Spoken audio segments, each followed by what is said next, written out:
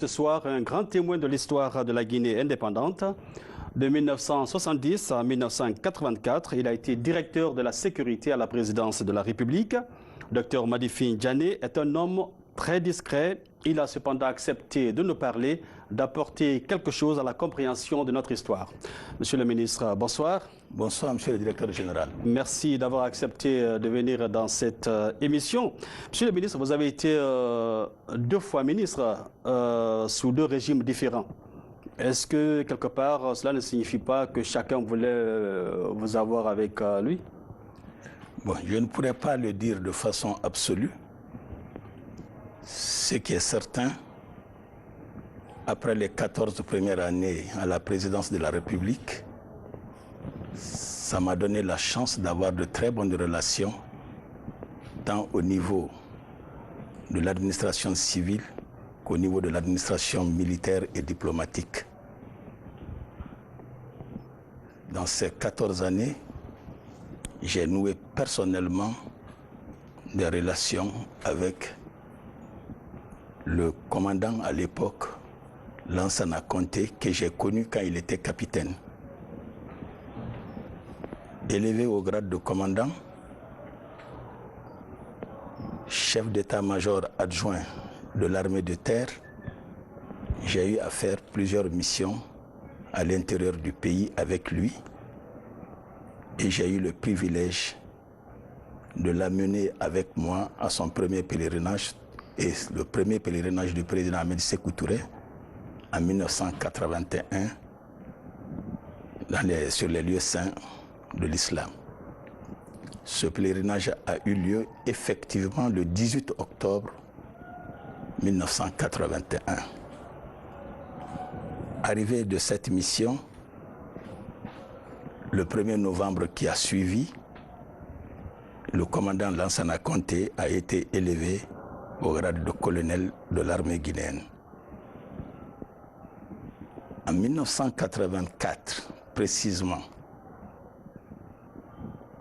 en janvier, la Guinée se préparait à recevoir l'OUA 84. Des informations précises indiquaient que ces assises allaient être sabotées du côté du Sénégal. Une mission a été donc levée, laquelle mission j'ai présidé, dans laquelle mission j'avais le colonel Lansana Conté. Dieu soit loué, c'est une mission qui s'est très bien passée et des témoins sont encore vivants parce que le doyen Biro Diallo était gouverneur à Koundara et malheureusement... Pourquoi le Sénégal voulait saboter ce sommet de Conakry? Des Guinéens, pas le Sénégal. C'est des infiltrations qui ont été signalées par le gouvernement sénégalais. Des infiltrations de Guinéens venant du Sénégal qui nous ont été signalées. Donc, c'est à la suite de cette mission qui n'a même pas eu de suite en réalité parce que 2 mois après, le président Ahmed Sékou Touré est décédé et 1 semaine après, le colonel Lansana Conté a été président de la République, président du comité militaire de libération nationale, de redressement national. C'est dans sa première nomination que sa pensée est allée sur ma modeste personne pour me nommer directeur général adjoint chargé des directions techniques des services de police. Et à ce poste, je gérais tous les services stratégiques qui sont les services spéciaux et les services de sécurité publique.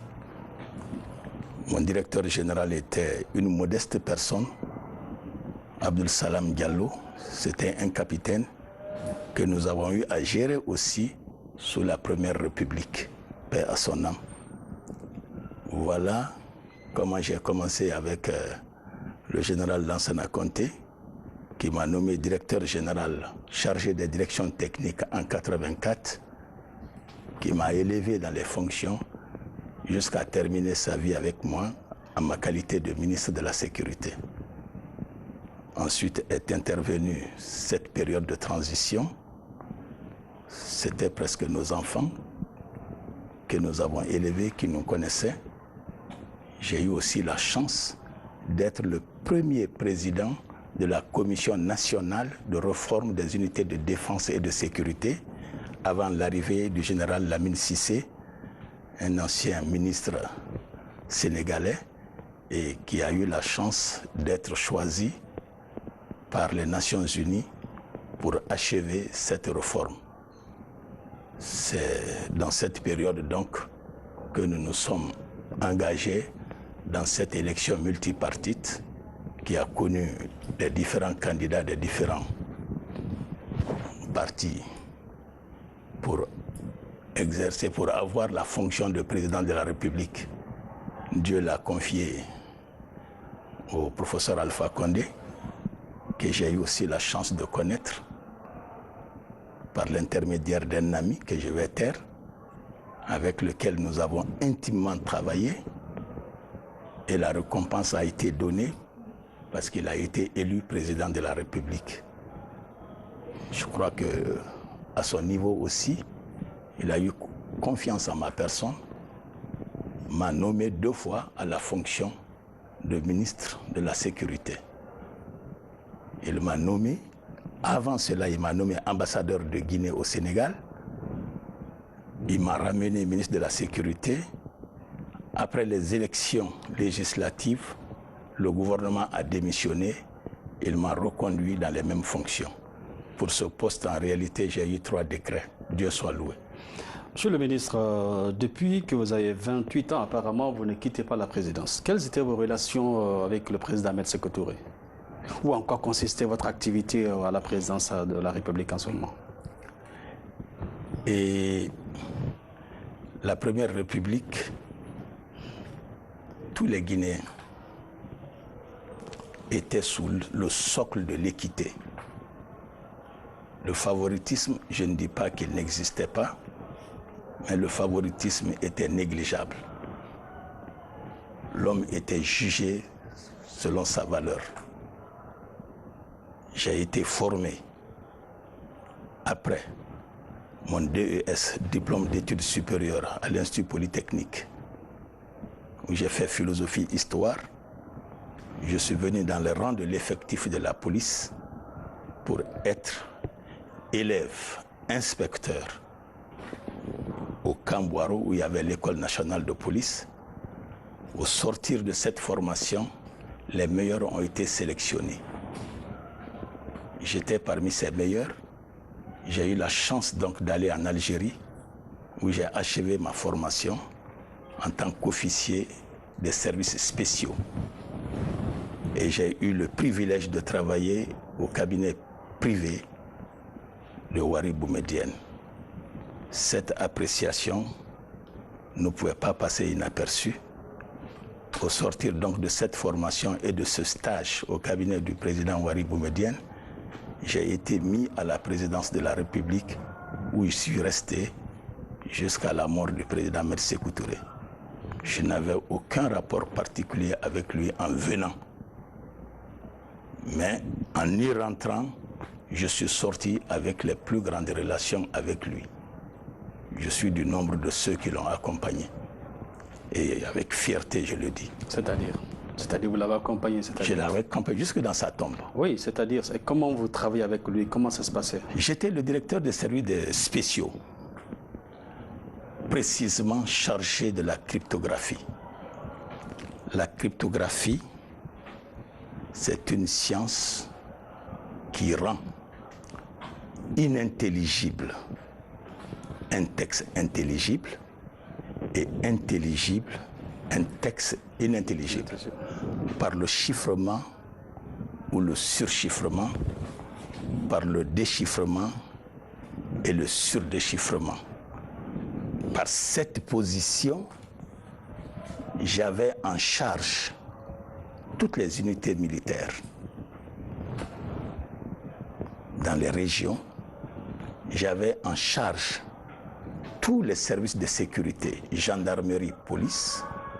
J'avais en charge toutes les unités administratives, gouverneur de région à l'époque, qu'on appelle aujourd'hui préfet, ministre délégué. Quand vous dites j'avais en charge, ça veut dire quoi? Puisqu'il y avait des chefs d'état-major général de l'armée, il y avait des...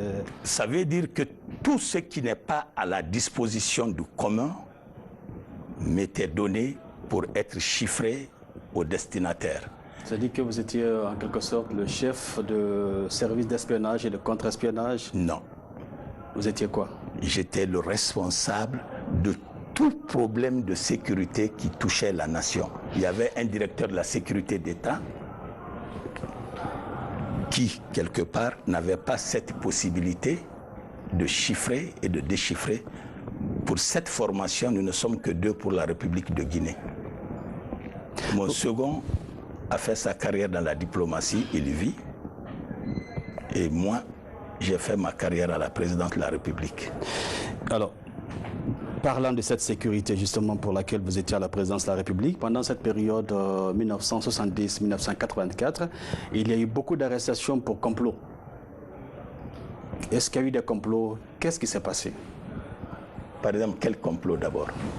Je citerai le complot, peut-être que vous n'avez pas géré, le complot Kaman-Fodeba, appelé Kaman-Fodeba. Voilà. Vous ne l'avez pas géré puisque c'était en 69. C'est vrai. Mais vous avez certainement lu des dossiers. Qu'est-ce qui s'est passé? Voilà. En réalité, tous les complots de 1959-60 à 1969, j'ai eu la chance de les éplucher dans les archives de la présidence de la République. Le complot dont vous faites état, c'est avec beaucoup de respect que je vais parler de ce complot à l'adresse de Fodeba Keïta, un homme que je respecte, un homme qui est pour moi un... Parce que Fodeba Keïta a mis la base des unités de défense et de sécurité.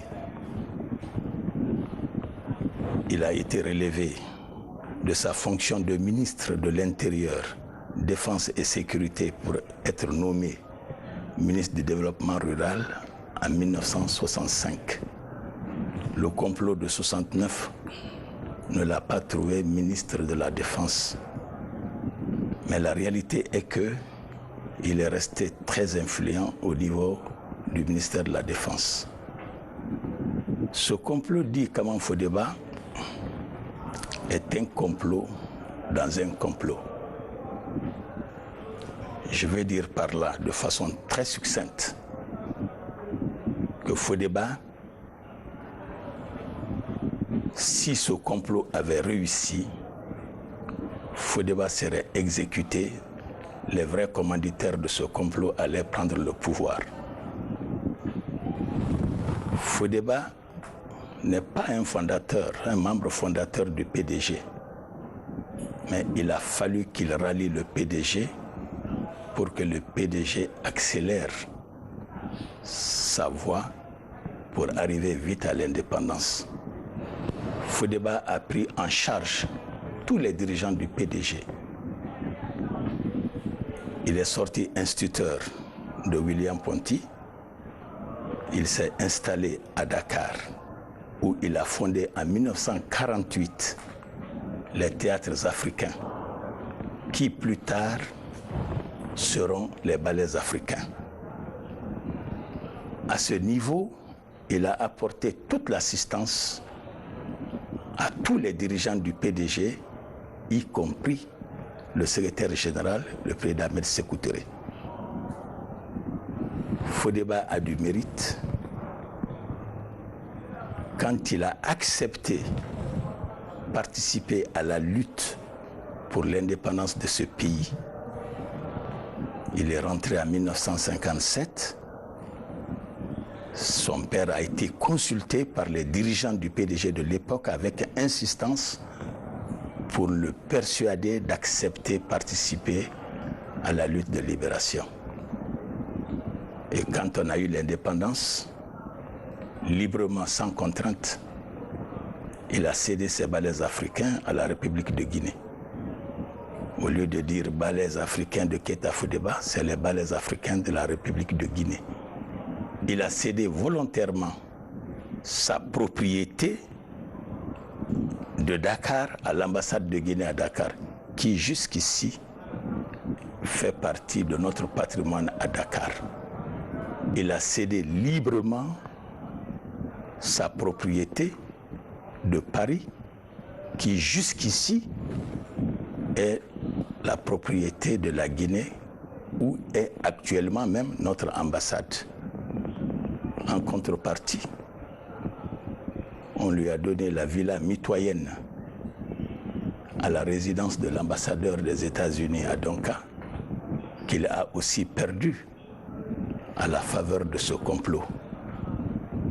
Le complot 69 dit Kaman Fodeba est le plus complexe des complots que j'ai eu à éplucher en archives à la présidence de la République.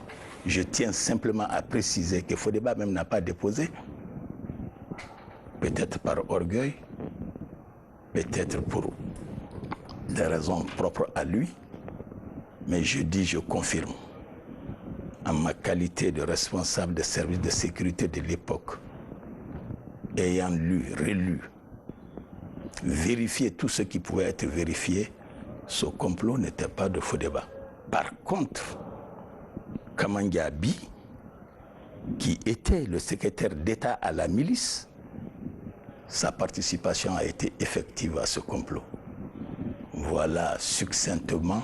Oui, mais puisque vous, policiers, vous saviez que vous avez eu connaissance, vous avez compris que Fodeba Keïta était innocent de ce complot de 1969, pourquoi vous n'avez pas travaillé à faire comprendre aux responsables suprêmes de la Révolution que M. Fodeba était innocent et pour qu'on le réhabilite? Pourquoi aucun effort n'a été fait pour qu'il soit réhabilité, pour que la vérité soit connue sur cet homme? Cette vérité, je vais vous faire aussi une confidence. L'homme suit son destin. Un soir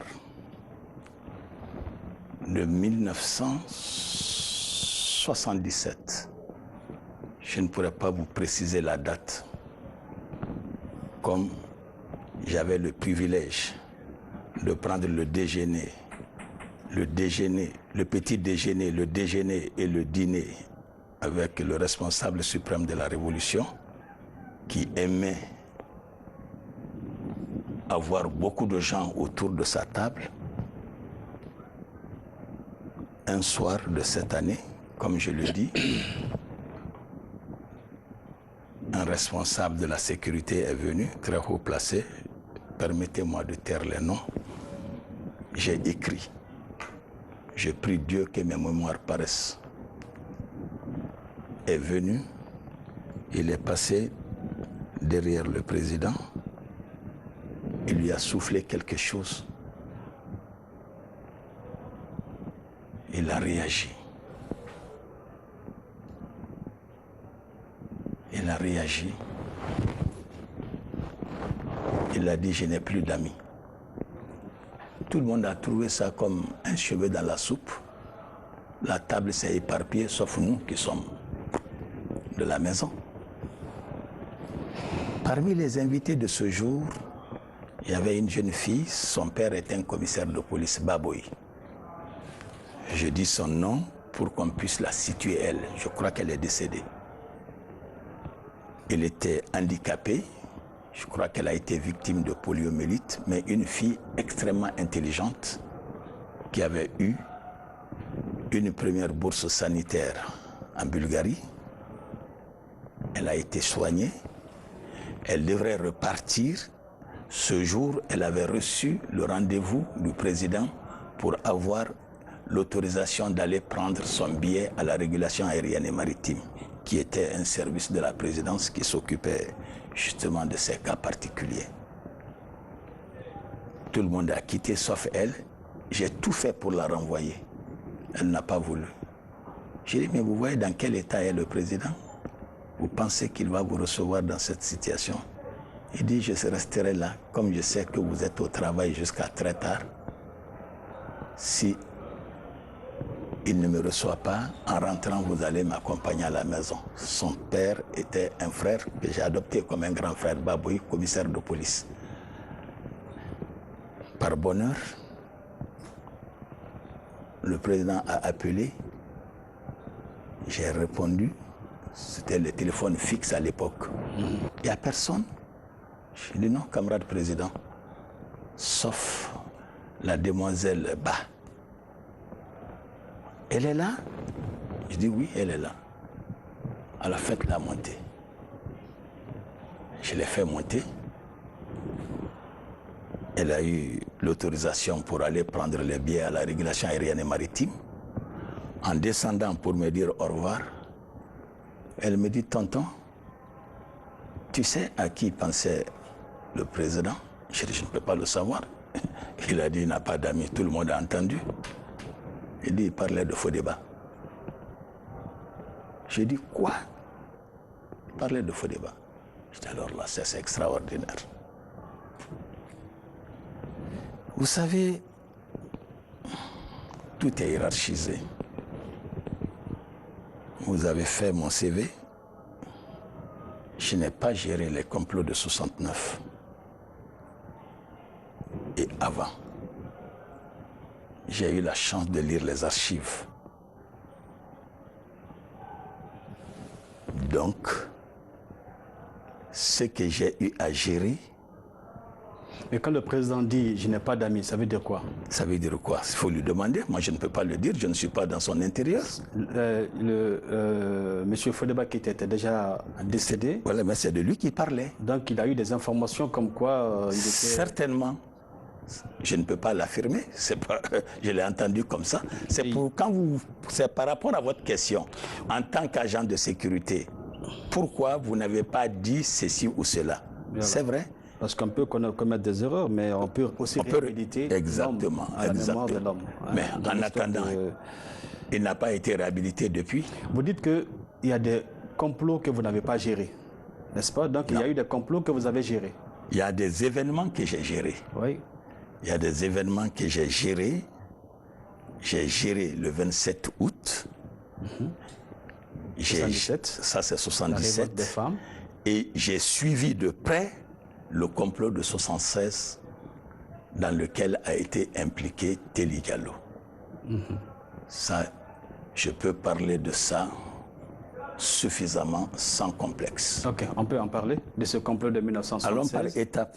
Allons par étapes. Bon, si on va par étapes, je vais vous demander d'abord pourquoi vous avez été nommé juste au lendemain du 22 novembre 1970. J'étais stagiaire déjà. Oui, et vous avez été confirmé. J'ai été, oui. Et vous n'avez que 28 ans. On était en fin de cycle à l'école nationale de police au Camboiro. L'agression a trouvé bon nombre de nos camarades d'ailleurs à l'internat à l'école nationale de police. La formation a été arrêtée.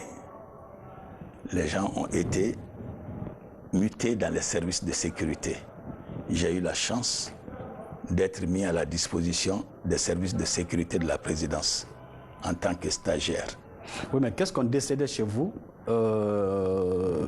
qui a poussé l'autorité à vous amener à la présidence? Qu'est-ce qu'on a trouvé chez vous? Je ne saurais pas le dire. Votre passage en Algérie... Je ne pourrais pas le dire. En réalité, je n'ai même pas fait ma formation en Guinée. Alors, qu'est-ce qui s'est passé le 22 novembre 1970? Le 22 novembre 1970, nous avons été attaqués par le Portugal en tête. Mais c'était une coalition de l'ensemble des pays occidentaux, excepté les États-Unis d'Amérique, européens, dont les plus illustres sont l'Allemagne, la France, le Portugal. Est-ce que l'indépendance de la Guinée ne pouvait sécréter que l'inimitié des pays occidentaux? Parfait. Tout à fait. Tout à fait. D'abord, la Guinée, c'est la dernière colonie de l'Afrique occidentale française. J'aime le dire moi-même que les richesses de la Guinée sont les pièges de la Guinée. La France, pays colonisateur, au sortir de la Deuxième Guerre mondiale, était saccagée, sans ressources. Et pire, la guerre d'Indochine, le Vietnam, le Cambodge et le Laos a complètement achevé le prestige de la France. Les colonies françaises d'Afrique occidentale, la Guinée, dernière colonie, excepté la Haute-Volta, actuelle Burkina, qui était dans la Côte d'Ivoire, qui a été détachée de la Côte d'Ivoire, et la Mauritanie, qui était dans le Sénégal, qui a été détachée du Sénégal, la Guinée, qui a été constituée dans ses limites actuelles seulement en 1910, avec l'accord de la France et de l'Angleterre sur les îles de l'Os. Cette Guinée, Dieu l'a dotée des 2/3 des richesses de l'Afrique de l'Ouest. Elle a fourni les 2/3 de l'effort de guerre. Le gouverneur Roland Pré a baptisé ce pays Château de l'Afrique, scandale géologique. Cette Guinée donc était l'espoir de la France. On était déjà premier producteur de bananes, de café et d'ananas. Et déjà la Guinée produisait 248 000 tonnes de riz. Nous avons près de 15 millions d'hectares de terres cultivables. 9 fleuves internationaux. Sur l'ensemble des fleuves estimés à des milliers, nous avons 161 sites de barrages hydroélectriques avec un potentiel estimé à 8000 MW. La France a misé tout son espoir sur la Guinée. Les projets concourus ne sont pas des projets de la Révolution, c'est un projet colonial, les barrages de Concouré, la plaine de Fé, actuellement qu'on appelle plaine de Koundiam. Ce n'est pas un projet nouveau, c'est un projet colonial qui a servi à entretenir l'ensemble des colonies. Donc, en un mot, pour résumer, la France voyait sa reprise sur la Guinée et le maintien de ses possessions françaises d'Afrique et des Antilles. Le vote du 28 septembre, donc 1958, qui a été une surprise totale pour la France, il est évident qu'il a débouché sur l'indépendance, que cela a sécrété tous les complots contre la Guinée. Déjà, en 59-60, les témoins vivent encore au Sénégal. Le premier complot est parti du Sénégal, qui avait pour objectif tuer Sékou Touré ou arracher le Fouta à la Guinée pour le rattacher au Sénégal, parce que la Guinée, dernière colonie, a été constituée sur le Sénégal, sur le Soudan français, actuel Mali, sur la Côte d'Ivoire et avec négociation sur la Sierra Leone en échange pour que nous ayons les îles de l'Os et que l'Angleterre ait une partie de Forécaria en terre-plein.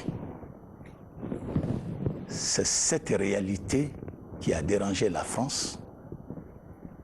Et nier cela, c'est nier l'existence du FLN, parce que très vite, les pays qui ont soutenu la France dans sa querelle contre la Guinée, c'est bien la Côte d'Ivoire et le Sénégal. Pour revenir au complot de 59-60, vous avez entendu parler de Mamadou Dia, vous avez entendu parler de Waldio Ndiaye, vous avez entendu parler de Alioune Tall. Pour avoir protesté contre cette attitude du président Senghor contre la Guinée, ils ont été arrêtés. Il y en a qui sont morts en prison. Mamadou Dia, premier ministre du Sénégal, a passé plus de 15 ans en détention. Ça, c'est la réalité de la Guinée. Je dis, je répète, malédiction à celui qui hérite de la haine et de la rancune de la guerre pour en faire un moyen de sa survie. Qui hérite de la haine? Ceux qui pensent que tout ce qui a été fait est mauvais. Ceux qui pensent que toute la vie de la Guinée doit être ramenée à ces complots. Ces complots sont des faits réels. Personne ne peut nier l'existence du FLN, le Front de Libération Nationale, qu'a animé le président Houphouët-Boigny.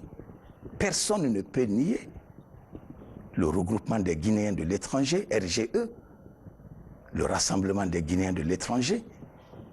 C'est des mouvements qui ont été fabriqués pour déstabiliser la Guinée. S'il était impossible de se regrouper à l'intérieur du pays, de dire ses convictions à l'intérieur du pays, ces Guinéens avaient le droit de se rassembler à l'extérieur. C'est vous qui le dites. Non, mais c'est vous qui le dites. Le citoyen a le droit d'exprimer ses convictions. C'est ce que je vous dis. Nous n'aurons jamais, je le répète, une démocratie aussi populaire que celle qu'a engendré le PDG en République de Guinée. Une démocratie populaire, ça veut dire quoi? J'en viens, je l'explicite. Aucune décision, aucune élection ne se fait en dehors de la base. Vous êtes très jeune, demandez à vos aînés, même les élections de comité qu'on appelle quartier aujourd'hui, les candidats se plaçaient devant les citoyens militants qu'on appelait à l'époque, vous vous placez en caucus. On vous compte. Celui qui a la majorité simple, à la base, est élu président du comité. Ce sont ces mêmes élections populaires qui sont au niveau des sections. Ce sont ces mêmes élections populaires qui sont au niveau des fédérations. C'est encore sur la base de ces sélections que ces élections se font au niveau du comité central.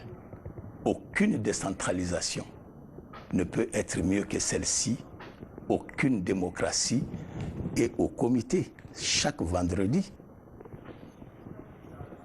vous étiez au siège du comité et vous aviez la possibilité de dire ce que vous pensiez. On dit, parler en dehors de ces structures, c'est de la sédition. J'ai accepté de parler avec vous tout simplement pour éviter justement ce qui est, parce que c'est la jeunesse qui est en danger. C'est elle qui est victime de la désinformation. C'est elle qui lit les ouvrages diffamatoires. C'est encore à elle qu'on dit c'est un régime dictatorial, etc., etc. C'est vrai. Il n'y a jamais de régime innocent. Il n'y en aura jamais. Tout régime a ses victimes. La France, qui est un modèle pour les Guinéens, a fait ses victimes dans sa révolution. La France que nous avons en exemple a fait ses victimes au sortir de la Deuxième Guerre dans sa chasse contre les collaborateurs. Donc il y a eu des victimes en Guinée. Il y a eu des victimes partout. Alors, parlons de ce qui s'est passé au lendemain de l'agression du 22 novembre. Au lendemain de l'agression du 22 novembre, il a été établi que des Guinéens ont participé, des Guinéens de l'intérieur ont participé à cette agression. Et une vague d'arrestations a été engagée. Il est vrai qu'il y a des victimes innocentes dedans, mais il est certain que des auteurs aussi ont été pris. C'est ça la réalité du 22 novembre 70. Et ça a été confirmé, cette agression a été confirmée par les Nations Unies, qui ont envoyé une mission d'enquête en Guinée, qui a établi sur la réalité du complot Ça, c'est évident, c'est indiscutable. Quand nous partons de votre logique, en quoi il était difficile de sauver les victimes innocentes? Je ne pourrais pas vous le dire. Je n'ai pas été politique. Je dis aucune œuvre humaine n'est parfaite. Oui, mais c'est des êtres humains qui étaient morts. Je dis, oui. Je le dis, je suis entièrement d'accord avec vous. J'ai de la compassion pour eux. Je le dis en toute honnêteté. C'est vrai. Il n'y aura jamais de régime innocent. Alors, parmi les autres événements que vous avez cités vous-même, il y a les événements de 1976. Qu'est-ce qui s'est passé? Bien. Ça, je le dis avec beaucoup de conviction.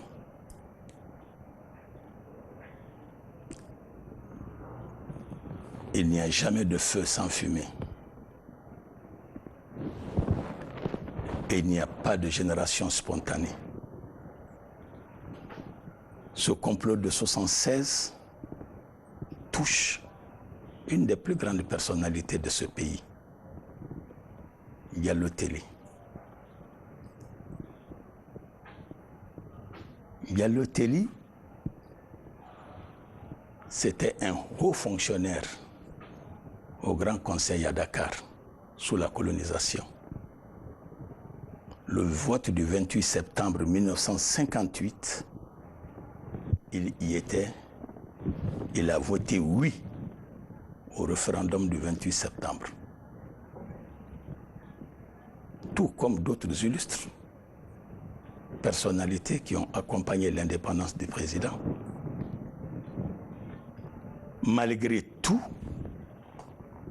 il a été choisi pour être le premier ambassadeur de Guinée aux Nations Unies. Au lendemain de l'indépendance, avec l'accession des autres pays à l'indépendance qui n'ont pas voté ou non au référendum du 28 septembre, auquel la France a octroyé l'indépendance en 1960 par programmation, cette vision, ces deux visions de la Guinée et de l'Afrique étaient sur le terrain. Le bloc de Casablanca, le groupe de Casablanca et le groupe de Monrovia. La Guinée appartenait au groupe de Casablanca avec la bienveillance de Sa Majesté Mohamed V. Ossa Gueffo, Kwame Nkrumah faisait partie. Modibo Keïta faisait partie. C'était les ténors de ce groupe. C'est ce groupe auquel la Guinée appartenait qui a enclenché l'unité africaine. Notre hymne national insiste sur l'unité africaine. C'est la Guinée et à la Guinée seule que revient le privilège d'avoir sillonné tous les territoires pour convaincre de la nécessité de cette unité. En récompense donc... C'est-à-dire de la création de l'Organisation de l'Unité africaine. Bien sûr. OUA. Bien sûr. C'est en récompense pour ce travail gigantesque abattu par la Guinée qu'il nous a été offert le poste de secrétaire général de l'OUA. Bien que le groupe de Monrovia, certains de ce groupe, ne voulaient pas du tout de ça. Donc, on est allé à l'élection. Apiti, Sourou Mignan Apiti, il est du Dahomey, l'actuel Bénin, s'est présenté contre Telli, mais la diplomatie algérienne et la diplomatie marocaine à l'époque,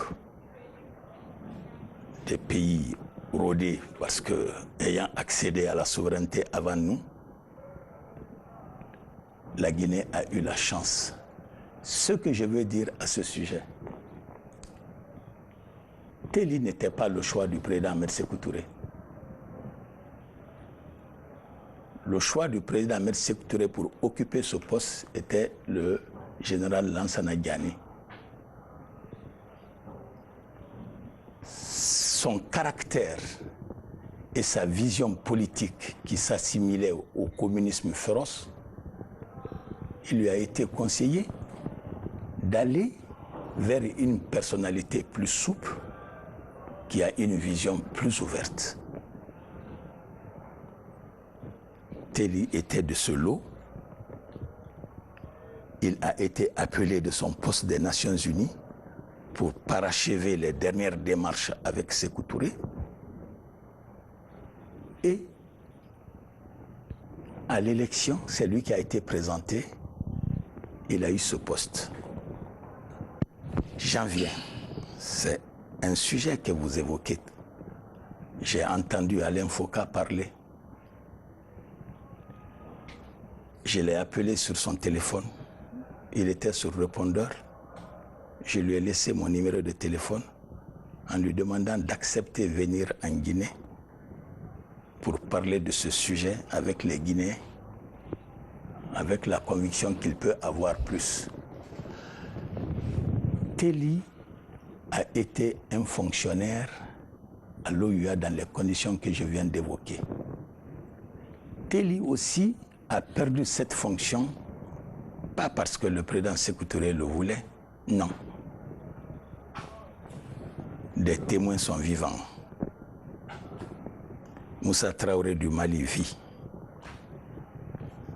Je vous conseillerais d'avoir de l'audace pour aller vers les gens, parce que vous avez ouvert quelque chose qui peut servir à toute l'Afrique. Votre émission est des plus prestigieuses. Je l'ai regardée en fond avant d'accepter de vous parler. Allez, Yakubu Gowon vit. Ils vous diront. À la fin de son mandat, après avoir monopolisé plus de 10 ans le secrétariat général de l'OUA, l'Afrique dans sa totalité, divisée en francophones et en anglophones, ont exigé le renouvellement du secrétariat général de l'OUA. À sa tête, les francophones qui ne voulaient pas perdre le secrétariat général ont misé sur Amadou Ahidjo pour faire cette médiation et ont même proposé un fonctionnaire camerounais, Nzo Ekangaki. Au moment des faits, il était ministre des Travaux publics du Cameroun, avec lequel Ahidjo est venu en Guinée pour présenter la doléance de l'Afrique dans sa totalité. Mais avec le souhait du groupe francophone de soutenir la candidature de Nzo Ekangaki. J'étais présent, comme vous êtes avec vos collaborateurs. Le président a dit, il n'y a pas de problème. Ce n'est pas une fonction propre à la Guinée. Si c'est l'Afrique francophone qu'ils demandent, ils ne peuvent avoir que notre soutien. C'est moi, encore moi, qui ai fait le message chiffré. Voilà un de mes rôles. C'est à ce niveau que je suis, quand c'est confidentiel. On l'a adressé à l'ambassadeur de Guinée, à Addis Abeba, pas au secrétaire général, avec remise au secrétaire général de l'OUA pour l'inviter en consultation. Il est venu. Le président lui a fait le compte-rendu de ce dont l'Afrique francophone souhaite. J'étais présent. Le frère Téli a dit De toutes les façons, c'est mon droit de me présenter à ma propre succession. C'est vrai, le candidat sortant, si ton mandat n'est pas hiérarchisé, c'est ton droit de te présenter à ta propre succession. Et le président a répondu, tout à fait vrai, mais il serait souhaitable que votre candidature soit soutenue par un pays, même si ce n'est pas la Guinée. C'est sur ça que cet entretien s'est achevé. Il est retourné et on a eu les élections à Rabat. Il est sorti avec Zo et Kangaki. Il n'a eu que sa voix plus 2 voix. Zo et Kangaki a été élu secrétaire général, qui lui aussi a perdu sa fonction dans une affaire de commerce illicite avec une société londonienne et rhodésienne. La Rhodésie, l'actuel Zimbabwe, étant en ce moment en lutte et que toute l'Afrique soutenait. Il a été enlevé, remplacé par William Eteki Mboumoua. Il vit. Vous connaissez tout ce que je viens de dire. C'est pour ça que je dis, votre émission ne peut pas s'enfermer sur les limites seules de ce pays concernant la Guinée. Revenons aux événements qui sont déroulés en Guinée. Oui. Donc, qui concernaient l'ancien secrétaire général de l'OUA. Oui. Qu'est-ce qui s'est passé en 1976?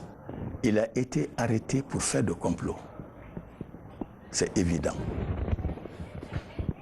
Je vais vous dire une vérité. Telly a participé au complot de 69. Je n'ai pas dit son nom. C'était son complot. J'ai dit un complot dans un complot. C'est évident. Telly a participé, il était au courant de l'agression du 22 novembre 70. Sont intervenus pour lui, vivant, Moussa Traoré. Vivant au moment des faits, Yakubu Gowon, président en exercice de l'OUA. Il serait humiliant pour l'Afrique de voir un secrétaire général, son secrétaire général, arrêté pour faire du complot. Sont intervenus Gafar El-Nimeri, président du Soudan, Siad Barré, président de Somalie, et Dr Alfred Kenom, directeur de l'OMS pour l'Afrique avec siège à Brazzaville, qui est un promotionnaire à Telly et un ami personnel au président. La Guinée n'a jamais fait état de ces complots. Le cas de 76, Telly a été dénoncé par sa propre famille. C'est évident. Son fils Kernon était assis à la dénonciation par sa maman, l'épouse de Telly. Telly a été dénoncé par un certain Amadou Diallo qui a écrit un livre, La mort de Telly. Ce Amadou Diallo était un agent double de la DGSE française. Il était étudiant à Orléans quand il a été recruté. Il est rentré en Guinée par l'Algérie et il est venu jusqu'à nos bureaux sur recommandation.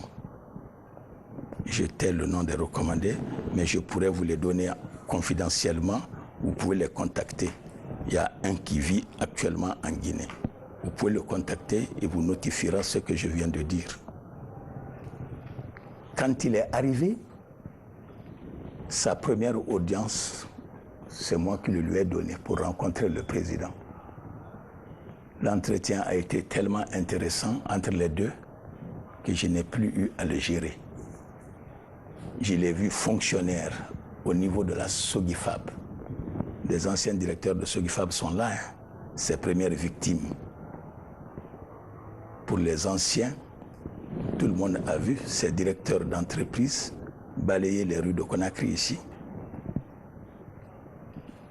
pour finalement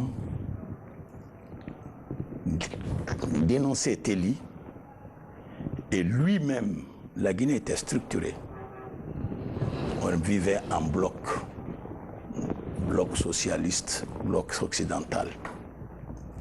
Les petits pays que nous sommes, on était accrochés à des pays plus forts que nous. Amadou a été déniché par les services palestiniens. La Guinée a été informée. Il a été arrêté par surprise. On a trouvé avec lui un stylo, même un pistolet, qu'il a déclaré être son arme, qu'il pouvait utiliser à temps utile pour abattre le président. C'est ce Amadou Diallo qui a dénoncé Téli. C'est ce Amadou Diallo qui a dénoncé le capitaine Lamine Kouyaté, officier d'ordonnance au moment des faits à la présidence de la République. C'est ce Amadou Diallo qui a dénoncé Sékou Filo Camara, un professeur de philosophie, au moment des faits, ambassadeur de Guinée à Alger. Voilà la réalité des choses. On n'a pas à s'en cacher. La vérité n'appartient à personne. J'ai dit, il y a des victimes malheureuses, je le reconnais. Mais nier les complots guinéens, ça rentre dans le mépris. Nier aussi qu'il n'y a pas eu de victimes malheureuses, c'est encore nier la vérité. Je dis, je répète, malédiction à celui qui hérite de la haine, de la rancune et de la guerre et qui en fait un moyen de survie. La Guinée doit pouvoir se surpasser. D'accord, il y a eu un événement qui s'est déroulé... C'est un patrimoine historique, immatériel, commun à tous les Guinéens. Moi-même qui vous parle. Les parents à moi sont restés dans le Camboiro. Je suis le Benjamin de la famille à laquelle appartient Ibrahima Diané, premier directeur général des douanes. Il a fait 8 ans au Camboiro, il n'est pas resté. Je suis le neveu de Naramadi Diané, premier expert comptable, directeur de la Cour des comptes. Il est resté au Camboiro. Il y a 2 enfants entre Sékou Netta Seck et moi, chez notre père. Il est resté dans le complot. Vous comprenez leur arrestation? Vous comprenez tout cela? Oui, je le confirme. Mon frère, paix à son âme, Ibrahima Diané, je salue son courage et son honnêteté. Il m'a dit Mbemba, ça veut dire grand-père. Je remercie Dieu d'être sorti de Boiro. Mais je reconnais que j'étais un agent de la DGSE.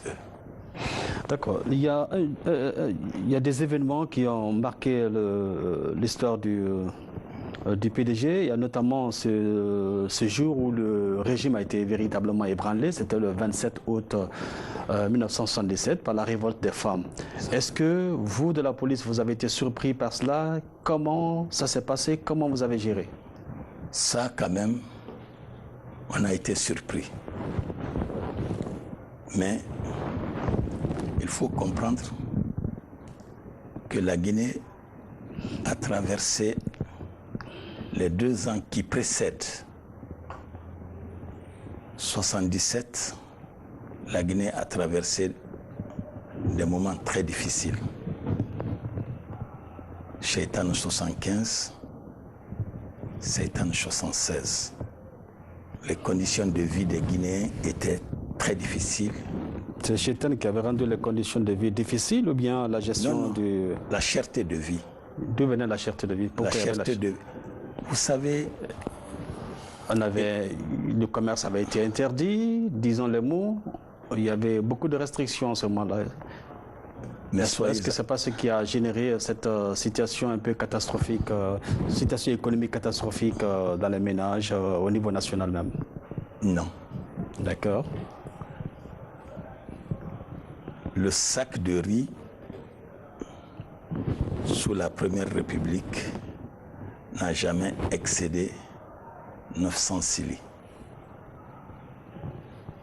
Chaque militant de quelque hiérarchie qu'il soit, avait 9 kilos de riz par mois par personne et avait un carnet de ravitaillement. Le sucre était dedans, le lait était dedans, tout ce qui est nécessaire à la consommation était dedans. Notre position, malgré nos richesses, ne nous ont pas permis de nous développer. Il ne faut pas se tromper. La Guinée était coincée par-ci, par-là. La Côte d'Ivoire nous voulait la mort. Le Sénégal nous voulait la mort. Non, disons, le président, on avait moyen à partir avec le président sénégalais, avec le président ivoirien. Attendez. Non, je ne veux pas qu'on résume au peuple sénégalais, au peuple ivoirien. Non, voilà, vous dissertez mal. Voilà. Mais la direction des affaires appartient à qui? Voilà, au président. Et voilà. Quand le président exerce le pouvoir, d'accord. La gestion des frontières, le déploiement des unités de défense, c'est le peuple. Ça, c'est le responsable du peuple qui fait. Nous voulons fermer les frontières tout de suite, ce n'est pas le peuple qui va fermer. Il suffit un acte administratif. C'est ça la réalité des choses. Donc notre situation géographique... Notre situation était de la survie. Parce qu'on était enterré qu'avec des ennemis. Et nous avions hébergé tous les mouvements de libération, y compris le PAIGC qui avait sa base en Guinée. Tous les autres mouvements, le MPLA, le Neto, le Frélimo, le SWAPO, l'ANC, tous gravitaient ici. La Guinée était une menace pour l'Occident. D'ailleurs, les raisons économiques et les raisons politiques, on peut les évoquer dans ce débat, qui ont amené cette agression. Pourquoi le Portugal? Parce que tout simplement le Portugal trouvait intérêt à finir définitivement avec le PAIGC qui était là.